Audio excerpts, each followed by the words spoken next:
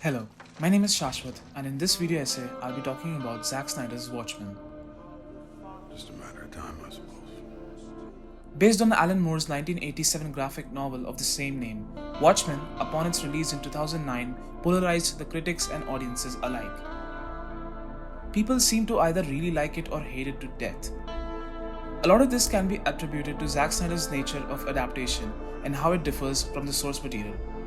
This brings us to visualizing the story. How does one adapt a graphic novel which was once described by director Terry Gilliam as unfilmable into a full-fledged live-action film? Well, according to Zack Snyder, an adaptation should always be seen as supplementary to the source material, never a substitute to it.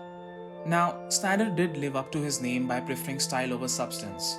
While faithfully trying to replicate the graphic novel's panels frame by frame, he also used many of his distinct stylistic techniques to tell the story. Take for example how he chooses to put together Adrian's assassination attempt. In the novel, there seems to be a sense of control in how the scene plays, as the 9 panel pages eventually converge into a centerfold panel with Adrian foiling the assassin's attempt. Similarly, in the film, we can see this being translated into a build-up through the use of larger-than-life music, slow motion, close-ups, and heavy reverb, all of which are Snyder's signature techniques.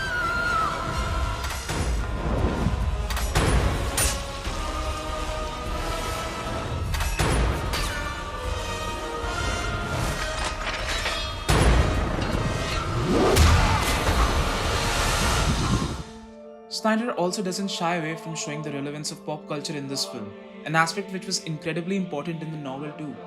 Some of these pop culture references in the film include Nixon's War Room, which is similar to the War Room from Kubrick's Doctor Strangelove, or Silk Spectre's retirement party, which eerily resembles Da Vinci's The Last Supper painting. World of the story. Watchmen takes place in an alternate history. It imagines an America in which costumed vigilantes are prominent and influence world politics. An America where Cold War tensions are extremely high and where the crime rates and economic despair remain out of control. What happened to the American dream? What happened to the American dream? It came true. You're looking at it. Snyder establishes this alternate history of the film in its opening credits only, a mishmash of historical events, pop culture iconography, smacked together with various instances of deviations to show the alternate timeline. What if the American government worked with superheroes to put pressure on the Soviets? What if President Kennedy was assassinated by one of the Watchmen? What if the anti-Vietnam War protests were violently suppressed? What if President Nixon was elected for a third term? This world building is elevated even more with the selection of some really great music. Take for instance Dr. Manhattan and Comedian's arrival in Vietnam, and how the Ride of the Valkyries orchestra piece is used to emphasize the overly dramatic and jingoistic nature of the scene.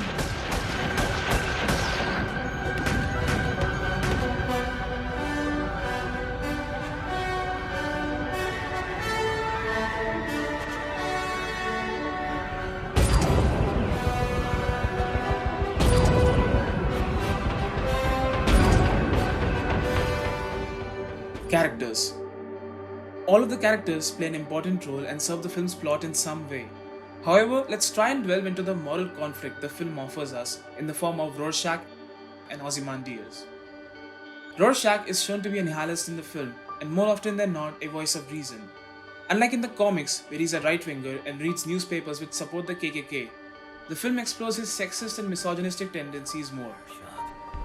The first Silk Spectre is a bloated, aging whore, dying in a California rest resort. On the other hand, Adrian White's Ozymandias is a powerful billionaire with vast riches and ambitions. Unlike in the comics, where he dons an Egyptian-themed suit, the film changes that to a campier outfit, perhaps as a homage to the Silver Age of comics. Now, Rorschach is a deontologist, someone who believes one must be judged by the actions they take. Ozymandias, on the other hand, is a consequentialist, someone who justifies their actions only by the final consequences. This entire moral dilemma between the two is fully realized towards the end when Ozymandias detonates bombs over major cities throughout the world.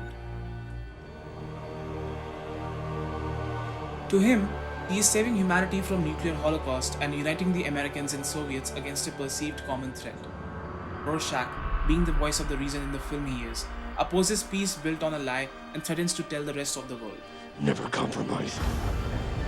Not even in the face of Armageddon. In the end, we all know what happens. Do it!